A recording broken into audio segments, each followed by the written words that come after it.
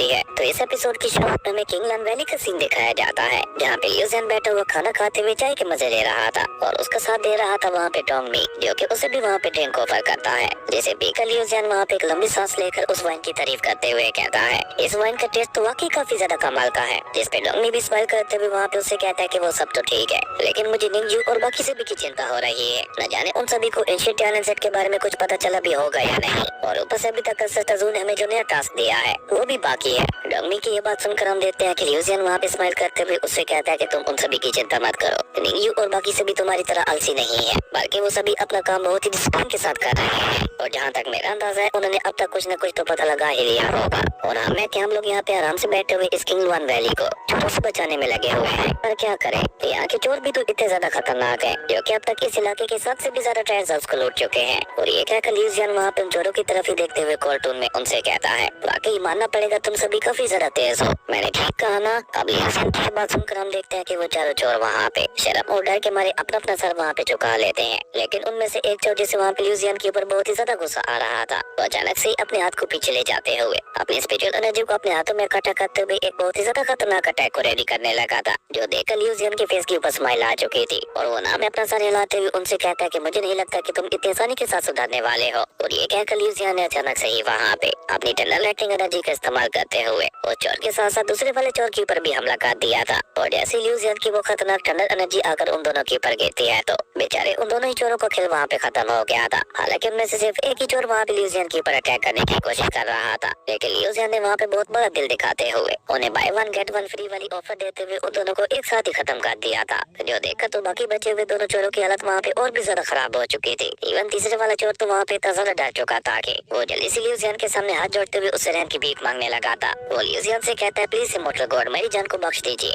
मैं अपनी माँ की कसम खाकर कहता हूँ कि मुझे एंशिएंट टैलेंट सेट के बारे में कुछ भी नहीं पता, इवन मैं तो ये नाम भी आज पहली बार सुन रहा हूँ। और ये कहकर वो वहाँ पे एक बार फिर से ल्यूजियन के सामने अपना साथ झुकाते हुए उससे रहम की भीख मांगने लगा था। जो देखकर ल्यूजियन वहाँ पे उससे कहता है नहीं नहीं तुम भी मेरे काम के नहीं हो। और ल्यूजियन के ऐसा कहते ही हम देखते हैं कि वहाँ पे उस तीसरे वाले चोर के ऊपर भी बहुत ही ज्यादा पावरफुल टनल एनर्जी आके गिरती है, जिसके साथ ही हम देखते हैं कि उस तीसरे वाले चोर का खेल भी वहीं पे खत्म हो गया था। और अब वहाँ पे बचा था चौथा और आखिरी वाला चोर, जिसके हाथ के ऊपर वो 6 हेडेड घोस्ट क्लैन वाला सिंबल भी था। वो अपने तीनों साथियों को वहाँ पे इस तरह से मरते हुए देखकर किसी गहरी सोच में चला गया था। वो अपने मन में कहता है कि हालांकि मैं इन चोरों का इस्तेमाल करते हुए टैलेंट सेट के इन दोनों डिसेबल्स को फंसाना चाहता था, लेकिन मुझे क्या पता था कि टैलेंट सेट के ये दोनों डिसेबल्स इतने ज्यादा स्ट्रॉन्ग और पावरफुल निकलेंगे, जो इन्होंने इतनी आसानी के साथ मुझे मेरे साथियों के साथ पकड़ लिया था। हालांकि ये सभी तो बेचारे मामूली से चोर थे जिन्हें मैं पैसे देकर यहाँ पे लाया था। अगर इन मामूली चोरों को इन दोनों ने इतनी बुरी मौत दी है तो ये लोग मेरा यहाँ पे क्या हाल करेंगे। मेरी चाल तो मेरे ऊपर ही उल्टी पड़ गई। नहीं नहीं मैं ऐसे तो नहीं मर सकता, मुझे अपनी जान बचाने के लिए यहाँ पे कुछ न कुछ तो सोचना ही होगा। और बेचारा घोस्ट क्लैन का वो कल्टीवेटर अभी तक वहाँ पे ये सब सोच ही रहा था कि तब तक हम देखते हैं कि ल्यूजियन वहाँ पे एक ही झटके के साथ उसी कल्टीवेटर के सामने आ पहुंचता है। और अचानक से ल्यूजियन को वहाँ पे इस तरह से अपने सामने आते हुए देखकर बेचारा वो घोस्ट क्लैन का मेंबर बहुत ही ज्यादा डर गया था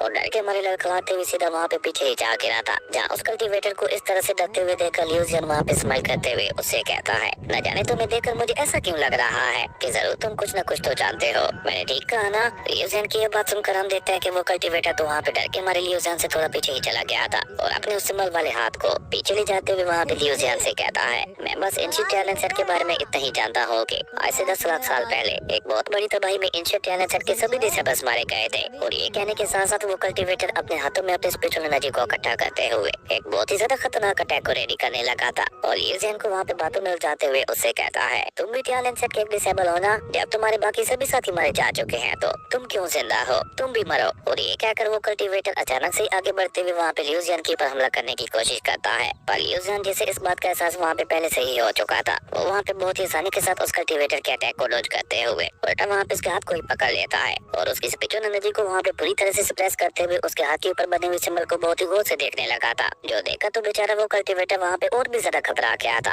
और अचानक से उसने वहाँ पे एक छोटा सा एनर्जी ब्लास्ट करते हुए अपने हाथ को ही अपनी पूरी बॉडी से अलग कर दिया था और इस मौके का फायदा उठाकर वहाँ से भागने की भी कोशिश करने लगा था। लेकिन अभी बेचारा वो कल्टीवेटर वहाँ से थोड़ा ही आगे गया था कि तभी अचानक ल्यूजियन वहाँ पे उसके रास्ते में आते हुए कहता है कि तुम्हें क्या लगा था कि मेरे होते हुए तुम यहाँ पे इतनी आसानी से भाग जाओगे। और ये कहकर ल्यूजियन ने उसके पेट के अंदर एक बहुत ही ज्यादा पावरफुल पंच मार दिया था, जो कि बेचारे उस कल्टीवेटर को वहाँ पे इतनी जोर से लगा था कि उसकी सारी की सारी मरीडें सी वहाँ पे पूरी तरह से डिस्ट्रॉय हो चुकी थी, जिसके चलते उसके मुंह से वहाँ पे खून भी निकलने लगा था। लेकिन डोंगमी ने वहाँ पे उसके पर कोई भी रहम ना दिखाते हुए उसे वहाँ पे उठाकर काफी पीछे फेंक दिया था, जहाँ जैसे वो कल्टीवेटर जाकर पीछे गिरता है तो उसकी बॉडी से एक इंजिन पल निकल कर बाहर आता है, जो कि बाहर आते खुद ब खुद ही वहाँ पे एक्टिवेट हो गया था। जिसके एक्टिवेट होते ही हम देखते हैं कि उस पल के अंदर से बहुत ही अजीब किस्म की स्पिरिचुअल एनर्जी निकलने लगी थी। इसने देखते ही देखते वहाँ पे पोर्टल का रूप ले लिया था, जो कि एक तरह का स्पेस चैनल था, जिसका इस्तेमाल करते हुए घोस्ट क्लैन के मेंबर्स अपनी जान बचाते हुए भाग सकते थे। वहीं उस स्पेस चैनल पोर्टल को देखकर उस कल्टीवेटर को भी थोड़ी बहुत बचने की उम्मीद नजर आती है। हालांकि डोंगमी के उस खतरनाक पंच के बाद उसकी हालत बहुत ही ज्यादा खराब हो चुकी थी, लेकिन वो कहते हैं ना कि कोई भी इंसान अपनी जान बचाने के लिए किसी भी हद तक जा सकता है, और अभी यही वो कल्टीवेटर भी वहाँ पे कर रहा था।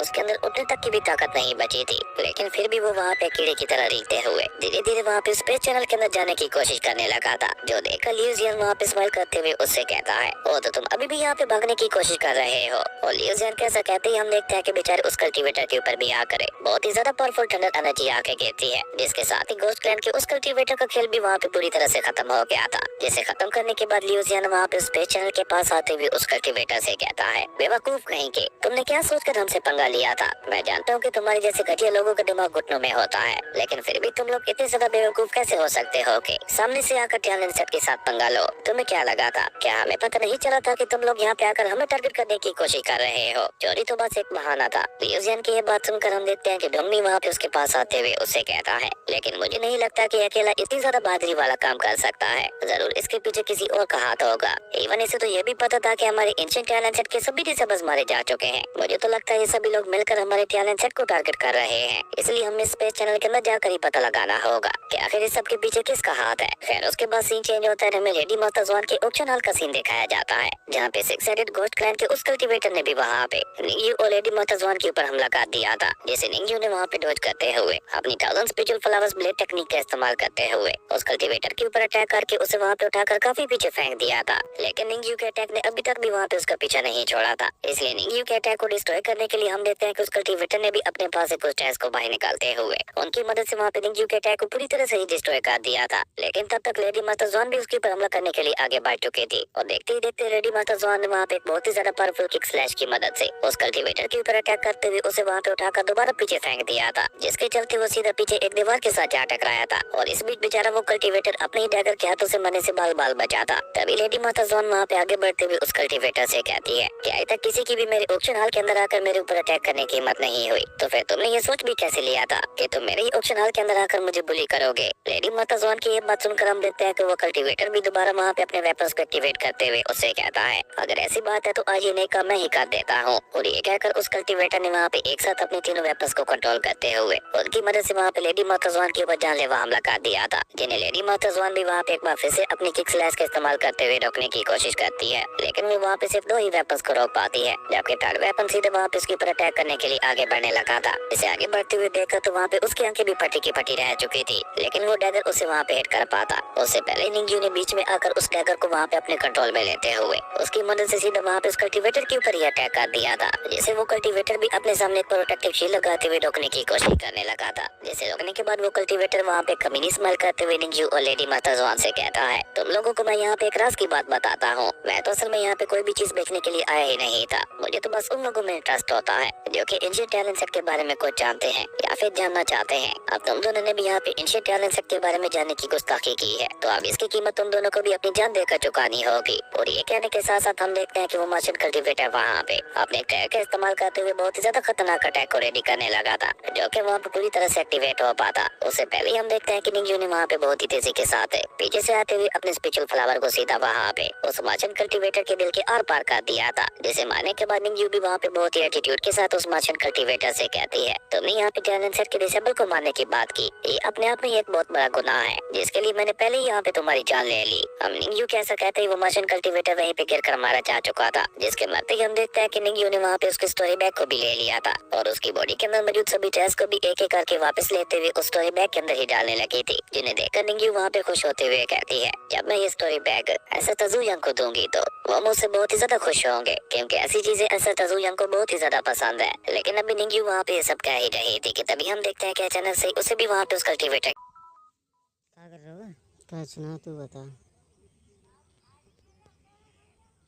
जरूरी स्पेस पल मिलता है जो कि लियूजियन और डोंगमी को मिला था। और जैसे निंगजू वहाँ पे उस पल के बारे में जानने के लिए उसे टच करती है तो अचानक से वो पल खुद ब खुद ही वहाँ पे एक्टिवेट हो गया था, जिसके एक्टिवेट होते ही हम देखते हैं कि वहाँ पे एक स्पेस चैनल भी खुल गया था, जो देखकर निंगजू और लेडी माता ज़ुआन को पहले तो वहाँ पे एक बहुत ही बड़ा झटका लगता है। पर जब निंगजू वहाँ पे इस पोर्टल को गौर से देखती है तो वो भी वहाँ पे थोड़ा चौंकते हुए कहती है, क्या ये कोई स्पेस चैनल वाला मैजिक वेपन था जिसे मैंने अनजाने में ही एक्टिवेट कर दिया? लेकिन लेडी माता ज़ुआन का सारा ध्यान तो कहीं और ही था। वो अचानक से ही आगे बढ़कर उस मार्शियन कल्टीवेटर के हाथ के ऊपर बने हुए सिंबल को बहुत ही गौर से देखने लगी थी, जिसे देखकर वो वहाँ पे थोड़ा हैरान होते हुए कहती है, क्या बकरी ये क्या चीज है? और ये कहते हुए जब लेडी माता ज़ुआन वहाँ पे उसके पैटर्न को गौर से देखती है तो उसे भी वहाँ पे एक छोटा सा झटका लगता है, जो देखकर निंगजू भी वहाँ पे उसके पास आकर उससे सवाल करते हुए पूछती है कि क्या हुआ और आखिर तुम इस सिंबल को इतने गौर से क्यों देख रही हो? जिस पे लेडी माता ज़ुआन उसे वहाँ पे जवाब देते हुए बताती है कि इस मर्चेंट की बॉडी के ऊपर जो ये पैटर्न बना हुआ है, ऐसा सिंबल तो ऑक्टोपस चैम्बर ऑफ कॉमर्स के लोगों की बॉडी के ऊपर बनाया जाता है। और जहाँ तक मेरा अंदाजा है वो स्पेस चैनल भी इस मर्चेंट कल्टीवेटर को कहीं न कहीं ऑक्टोपस चैम्बर ऑफ कॉमर्स में ही ले जाता होगा। लेडी माता ज़ुआन की ये बात सुनकर हम देखते हैं कि निंगजू वहाँ पे स्माइल करते हुए कहती है, octopus chamber of commerce, interesting है, मुझे ऐसी किसी चीज की तो तलाश थी। और ये कहते हुए निंगजू लेडी माता ज़ुआन के साथ सीधे वहाँ पे इस पोर्टल के अंदर ही चली जाती है। अब दो ग्रुप्स खुद को बचाते हुए उस पोर्टल के अंदर जा चुके थे, अब बाकी बस दो और ग्रुप ही बचे थे। तीसरे सीन में हम हाउजियन और मिचू को देखते हैं, जहाँ अभी वो दोनों उस गहरे से होते हुए उस बिजनेसमैन के साथ जा ही रहे थे कि मिचू को अचानक से वहाँ पे एहसास हो जाता है कि वो कोई बिजनेसमैन नहीं है, बल्कि तो वो खुद एक चोर है जो कि वहाँ पे उन्हें लूटने की कोशिश करने लगा था। इसलिए मिचू वहाँ पे चिल्लाते हुए गुस्से से वहाँ पे उस बिजनेसमैन से कहती है, घटिया चोर कहेंगे, क्या तुम हमें यहाँ पे अपने साथ इसलिए ले आए थे ताकि तुम रास्ते में हमें लूट सको? मैं तुम्हें नहीं छोड़ूंगी। और ये कहकर मिचू ने अचानक से वहाँ पे हाउजियन को उसके गैरेज के ऊपर हमला करने के लिए बोल दिया था। और हाउजियन जो कि मिचू की कोई भी बात नहीं टालता था, उसने अचानक से वहाँ पे अपनी हेमली स्पिरिचुअल एनर्जी का इस्तेमाल करते हुए उस पूरे के पूरे गैरेज को ही डिस्ट्रॉय कर दिया था, जिसके डिस्ट्रॉय होते ही हम देखते हैं कि वो चोर भी अपनी जान बचाते हुए वहाँ से भागने की कोशिश करने लगा था। जबकि वहीं दूसरी तरफ हम देखते हैं कि हाउजियन जो कि वहाँ पे ऊपर हवा में आ चुका था, वो अपने स्पिरिचुअल बीट्स का इस्तेमाल करते हुए उसके अंदर भी अपनी हेमली स्पिरिचुअल एनर्जी को इंजेक्ट करने लगा था। और एक एक करके वहाँ पे पीछे से ही वो चोर के ऊपर अटैक करते हुए उसे वहाँ पे खत्म करने की कोशिश करने लगा था, जो देखकर घोस्ट क्लैन के उस मेंबर को भी वहाँ पे एहसास हो चुका था कि अब उसके लिए बच पाना लगभग इम्पॉसिबल है। इसलिए वो भी जल्दी से अपने स्पेस चैनल वाले पल को बाहर निकाल कर उसे एक्टिवेट करते हुए अपने सामने स्पेस चैनल को खोल देता है। लेकिन बेचारा वो कल्टीवेटर उस स्पेस चैनल का इस्तेमाल करते हुए वहाँ से भाग पाता। उससे पहले हम देखते हैं कि लियूजियन वहाँ पे अपनी हेमली स्पिरिचुअल एनर्जी का इस्तेमाल करते हुए पीछे से वहाँ पे गुस्से से चिल्लाते हुए उस चोर से कहता है कि तुम्हें क्या लगता है कि तुम हमें धोखा देकर इतनी आसानी से यहाँ से भाग जाओगे? लेकिन ये कहते हुए हाउजियन वहाँ पे उसके ऊपर अटैक कर पाता। उससे पहले मिचू भी वहाँ पे उसके पास आते हुए उसे कहते हैं कि इसे तुम मेरे ऊपर छोड़ दो। और ये कहकर मिचू वहाँ पे एक बार फिर से अपनी स्पिरिचुअल एनर्जी का इस्तेमाल करके अपनी फ्रीजिंग टेक्निक की मदद से उस कल्टीवेटर को भी वहाँ पे फ्रीज कर देती है, जिसके चलते बेचारा वो कल्टीवेटर वहाँ पे पूरी तरह से जाम हो गया था। जो देखकर मिचू वहाँ पे स्माइल करके उसकी तरफ आगे बढ़ते हुए उससे कहती है, बेवकूफ कहेंगे, तुम्हें क्या लगा था कि तुम हमारे ऊपर नजर रखोगे और हमें तुम्हारे बारे में पता भी नहीं चलेगा? हमें पहले से ही पता था कि तुम हमें फंसा कर मारना चाहते हो, इसलिए हम लोगों ने तुम्हारी गेम को तुम्हारे ही हिसाब से चलने दिया ताकि तुम्हें हमारे ऊपर शक ना हो सके। और अब देखो सही समय पे आकर हमने तुम्हारी ट्रिक को तुम्हारे ऊपर ही अप्लाई कर दिया। और ये कहकर मिचू वहाँ पे स्माइल करते हुए हाउजियन से कहती है, अब इस स्पेस चैनल की दूसरी तरफ क्या है उसके बारे में पता लगाते हैं और वहाँ पे और ज्यादा मजा करते हैं। और ये कहकर मिचू वहाँ पे बहुत ही तेजी के साथ हाउजियन को लेते हुए सीधा उस स्पेस चैनल के अंदर चली गई थी। और इस तरह 3 ग्रुप्स तो वहाँ पे उस स्पेस चैनल के अंदर जा चुके थे। अब बारी थी चौथी यानी फेंग वाले ग्रुप की, जिसके बाद सिंचेन, जोताराम, फेंग और बाकी सभी को ही देखते हैं, जिन्होंने वहाँ पे छोटी बच्ची की चालाकी को समझते हुए उसे भी वहाँ पे खत्म कर दिया था, जो कि असल में एक बुढ़िया थी और मरते ही उसकी बॉडी अपनी रियल फॉर्म में आ चुकी थी। और ये काम किसी और ने नहीं बल्कि फेंग ने ही किया था, जहाँ फेंग उसे मारने के बाद स्माइल करते हुए अपने साथियों से कहता है, मुझे इस बच्ची को देखते साथ ही इसके ऊपर शक हो गया था कि जरूर इसके अंदर कुछ न कुछ तो गड़बड़ है। फेंग की ये बात सुनकर हम देखते हैं कि लीना उसे वहाँ पे डांटते हुए कहती है, बेवकूफ कहीं, पता तो ये हमें भी चल गया था, लेकिन तुम्हें यहाँ पे से इतनी जल्दी मारने की क्या जरूरत थी? हम लोग तो यहाँ पे जाकर इसके ठिकाने को देखना चाहते थे ताकि हम इसके साथ साथ इसके बाकी सभी मेंबर्स को भी पकड़ सके, और तुमने यहाँ पे से इतनी जल्दी मारकर हमारे लिए और ज्यादा परेशानी खड़ी कर दी है। अब हम इसके बाकी साथियों को कहाँ पे ढूंढेंगे? लीना की ये बात सुनकर हम देखते हैं कि रिंजुई वहाँ पे आगे बढ़ते हुए उससे कहती है कि चिंता मत करो, मैं एक ऐसी टेक्निक जानती हूँ जिसमें हम डेड बॉडी से भी इंफॉर्मेशन को उगलवा सकते हैं। और ये कहकर रिंजुई वहाँ पे अपनी एक सीक्रेट टेक्निक का इस्तेमाल करते हुए उस बुढ़िया की पूरी बॉडी को वहाँ पे सर्च करने लगी थी, जहाँ उस बुढ़िया की बॉडी को सर्च करते हुए रिंजुई को भी वही एंशिएंट पल दिखाई देता है जो कि बाकी तीनों ग्रुप्स को मिला था। इसलिए हम देखते हैं कि रिंजुई ने भी उस एंशिएंट पल को सीधा वहाँ पे अपने हाथों में ही ले लिया था, जिसे वो सभी लोग वहाँ पे बहुत ही गौर से देख रहे थे। जैसे रिंजुई वहाँ पे उस पल को टच करती है तो अचानक से वो पल वहाँ पे बहुत ही तेज एनर्जी के साथ चमकने लगा था और देखते ही देखते उस एनर्जी ने वहाँ पे पहले की तरह एक स्पेस चैनल का ही रूप ले लिया था, जिसे देखकर वो चारों भी वहाँ पे हैरान होते हुए सीधा वहाँ पे उस पोर्टल के अंदर ही चले जाते हैं। खैर उसके बाद सीन चेंज होता है, हमें फाइनली उस स्पेस चैनल के दूसरी तरफ वाली जगह का सीन दिखाया जाता है, जो कि एक केव थी और उसे जी केव के नाम से जाना जाता था। और सबसे पहले वहाँ पे उस स्पेस चैनल से होते हुए लियूजियन और डोंगमी ही पहुँचते हैं और डोंगमी वहाँ पे उस केव को बहुत ही गौर से देखते हुए लियूजियन से कहता है, वो तो ये है वो जगह जहाँ पे वो सभी लोग अपनी जान बचाते हुए आते थे, लेकिन ये जगह मुझे कोई इतनी ज्यादा खास तो दिखाई नहीं दे रही, यानी कि ये सब बस मामूली से कीड़े मकोड़े हैं और असल में पीछे से कोई और आदेश दे रहा है। डोंगमी की ये बात सुनकर हम देखते हैं कि लियूजियन भी वहाँ पे उस जी केव को बहुत ही गौर से देखते हुए उसे कहता है, तुम कह तो बिल्कुल ठीक रहे हो, लेकिन इन कीड़ों ने यहाँ पे कुछ ज्यादा ही होल्स बना रखे हैं, शायद ये होल्स भी यहाँ पे इनकी भागने में मदद करते होंगे। पर अभी लियूजियन वहाँ पे ये सब कह ही रहा था कि तभी हम देखते हैं कि अचानक से वहाँ पे एक और स्पेस चैनल ओपन हो जाता है, जो देखकर तो लियूजियन और डोंगमी दोनों को एक छोटा सा झटका लगता है। लेकिन जब उस स्पेस चैनल के अंदर से निंगजू और लेडी मास्टर ज़ॉन निकल कर बाहर आती है तो लियूजियन वहाँ पे हैरान होते हुए निंगजू से कहता है, तो तुम भी यहाँ पे आ पहुंची, क्या तुम लोगों को भी वही एंशिएंट पल मिला था? जिसपे निंगजू भी स्माइल करते हुए हमें अपना सर हिला देती है। पर निंगजू के साथ वहाँ पे लेडी मास्टर ज़ॉन को देखकर लियूजियन वहाँ पे उसे सवाल करते हुए पूछता है कि आखिर ये कौन है? जिसपे निंगजू उसे वहाँ पे जवाब देते हुए कहती है कि चिंता मत करो, ये एसएस की खास है और उन्हीं के लिए काम करती है। पर अभी वो सभी लोग वहाँ पे आपस में बातें कर ही रहे थे कि तभी वहाँ पे किसी स्पेस चैनल भी ओपन हो गया था, जिसे हाउजियन और मिचू निकल कर बाहर आते हैं। जहाँ उस स्पेस चैनल से बाहर आते ही मिचू वहाँ पे स्माइल करते हुए बाकी सभी से कहती है, मुझे पता ही था कि तुम सभी हम लोगों को यहीं पे मिलने वाले हो। अब मिचू की ये बात सुनकर हम देखते हैं कि बाकी सभी के फेस के ऊपर भी स्माइल आ जाती है और उसी के साथ वहाँ पे चौथा स्पेस चैनल भी ओपन हो गया था, जिसके अंदर से फैंग और बाकी सभी निकल कर बाहर आते हैं। और जैसे ही फैंग वहाँ पे उस स्पेस चैनल से निकल कर बाहर आकर बाकी सभी को देखता है तो वो वहाँ पे हैरान होते हुए कहता है, क्या कि तुम सभी यहाँ पे क्या कर रहे हो? और अगर हम सभी लोग यहाँ पे आ ही गए हैं तो आखिर ऐसा तजू कहाँ है? और तभी लिंजुई वहाँ पे उन सभी को वही एंशिएंट पल दिखाते हुए कहती है, क्या तुम सभी लोग भी यहाँ पे इसी मैजिक वेपन के इस्तेमाल करते हुए यहाँ तक आ पहुँचे हो? जिसपे बाकी सभी भी अपने अपने एंशिएंट पल्स को बाहर निकालते हुए कहते हैं कि हाँ बिल्कुल। पर जैसे ही वो चारों पल्स वहाँ पे एक साथ इकट्ठा होते हैं तो वो खुद ब खुद ही ऊपर हवा में उठ जाते हैं और उसी के साथ साथ हम देखते हैं कि वहाँ पे उन चारों पल्स से बहुत ही ज्यादा पावरफुल स्पिरिचुअल एनर्जी रिलीज होने लगी थी, जिसके बाद देखते ही देखते उन चारों पल्स ने मिलकर वहाँ पे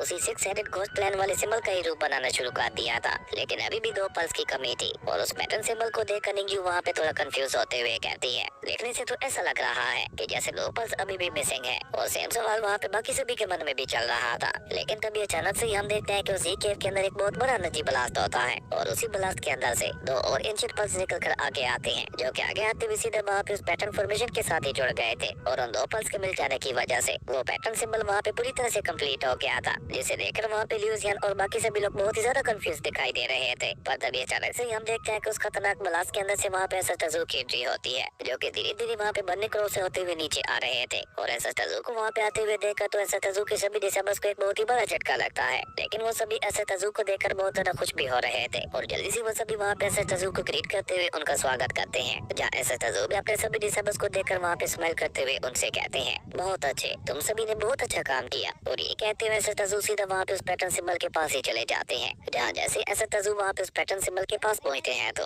अचानक से हम देखते हैं कि उस पैटर्न सिंबल का रूप वहाँ पे चेंज होना शुरू हो गया था और देखते ही देखते उस पैटर्न सिंबल के अंदर से एक मैप निकल कर बाहर आता है, जिसे देखकर एसएस के सभी डिसेबल्स वहाँ पे हैरान होते हुए कहते हैं, क्या ये एक मैप है? जबकि लेडी मास्टर ज़ॉन तो वहाँ पे उस मैप को देखकर वहाँ पे खुश होते हुए कहती है, तो इसका मतलब है कि मेरा अंदाजा बिल्कुल ठीक था, ये ऑक्टोपस चैम्बर ऑफ कॉमर्स का ही मैप है और इसके ऊपर जो लोकेशंस बनी हुई हैं तो वो सभी की सभी लोकेशंस कहीं ना कहीं ऑक्टोपस चैम्बर ऑफ कॉमर्स से ही बिलोंग करती हैं। ऑक्टोपस चैम्बर के लोग अपनी प्राइवेसी को लेकर बहुत ही ज्यादा मुताद रहते हैं और किसी भी आउटसाइडर के ऊपर बिल्कुल भी यकीन नहीं करते, इसलिए वो एक दूसरे के साथ बात करने के लिए इन पल्स का इस्तेमाल करते हैं, जिनका इस्तेमाल करते हुए हम लोग यहाँ तक आ पहुँचे हैं। लेडी मास्टर ज़ॉन की ये सारी बातें सभी लोग बहुत ही गौर से सुन रहे थे, जो सुनकर डोंग भी वहाँ पे अपनी दाढ़ी को सिलाते हुए वहाँ पे उन सभी से कहता है, पर अफसोस अब की बार उन लोगों का पाला हमारे टैलेंट सेट के साथ पड़ गया और उनकी एबिलिटी भी तरी की तरी रह गई। और इसी बीच हम देखते हैं कि एसएस वहाँ पे उस मैप के ऊपर एक लोकेशन के ऊपर पॉइंट करते हुए कहते हैं, सबसे पहले हम लोग इस लोकेशन को क्लियर करेंगे और वहाँ पे जितने भी पैटर्न सिंबल्स वाले लोग होंगे उन सभी को खत्म कर देंगे। उसके बाद सीन चेंज होता है, हमें ऑक्टोपस चैम्बर ऑफ कॉमर्स की शाचिंग माइन का सीन दिखाया जाता है, जहाँ पे ऑक्टोपस चैम्बर के लोग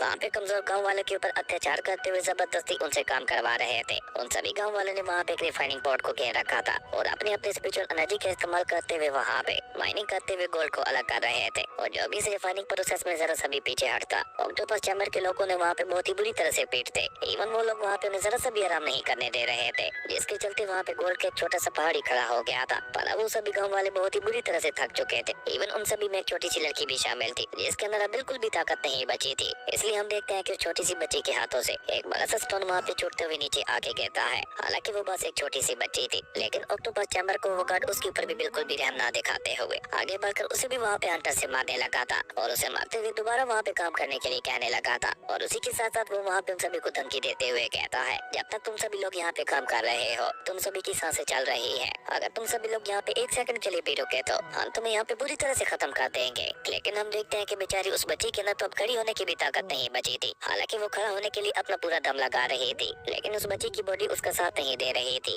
जो देखकर वो गार्ड उसे वहाँ पे धमकी देते हुए कहता है, मैं तुमसे आखिरी बार कह रहा हूँ, अगर अभी तुम खड़ी नहीं हुई तो मैं तुम्हें यहाँ पे खाई में फेंक दूंगा। लेकिन अभी वो वहाँ पे ये सब कह ही रहा था कि तभी हम देखते हैं कि उससे पहले वहाँ पे एसएस तज़ू की एंट्री होती है, जो कि अपने सभी डिसेबल्स के साथ बहुत ही कूल तरीके के साथ वहाँ पे आ पहुंचे थे। लेकिन शाहजंग माइन के चारों तरफ एक प्रोटेक्टिव बैरियर लगा हुआ था, जो कि वहाँ पे लोगों को आगे बढ़ने से रोक रहा था। और जैसे ही उस गार्ड कल्टीवेटर की नजर वहाँ पे एसएस तज़ू और उनके डिसेबल्स के ऊपर पड़ती है तो वो वहाँ पे चिल्लाकर अपने बाकी सभी साथियों को भी सुधार करते हुए कहता है, तुम सभी लोग रेडी हो जाओ, हमारे ऊपर हमला हो रहा है। लेकिन अभी बेचारा वो गार्ड कल्टीवेटर वहाँ पे ये सब बोल ही रहा था कि तभी हम देखते हैं कि एसएस तज़ू एक बार फिर से आगे बढ़ते हैं। जहाँ एसएस तज़ू के आगे बढ़ते ही हम देखते हैं कि वो प्रोटेक्टिव बैरियर तो खुद ब खुद ही वहाँ पे पूरी तरह से डिस्ट्रॉय हो गया था। अब भला मौत को भी कोई आगे बढ़ने से रोक सकता है, लेकिन कुछ बेवकूफ लोग होते हैं जो मौत से भी पंगा लेने की कोशिश करते हैं। और उन्हीं बेवकूफ लोगों में से एक वो गार्ड कल्टीवेटर भी था, जो एसएस तज़ू को वहाँ पे इस तरह से अपनी प्रोटेक्टिव फॉर्मेशन को डिस्ट्रॉय करते हुए देखकर उसी से वहाँ पे उनके ऊपर हमला करने के लिए आगे बढ़ता है। और उसी से चलाकर वहाँ पे उनसे सवाल करते हुए पूछता है कि आखिर कौन हो तुम सभी लोग और तुम सभी की हिम्मत कैसे हुई हमारे एरिया में आकर हमारी इंफॉर्मेशन को डिस्ट्रॉय करने की। पर इससे आगे बेचारा वो कल्टीवेटर वहाँ पे कुछ भी कह पाता। उससे पहले हम देखते हैं कि एसएस तज़ू वहाँ पे और लोग के साथ उसकी तरफ देखते हैं,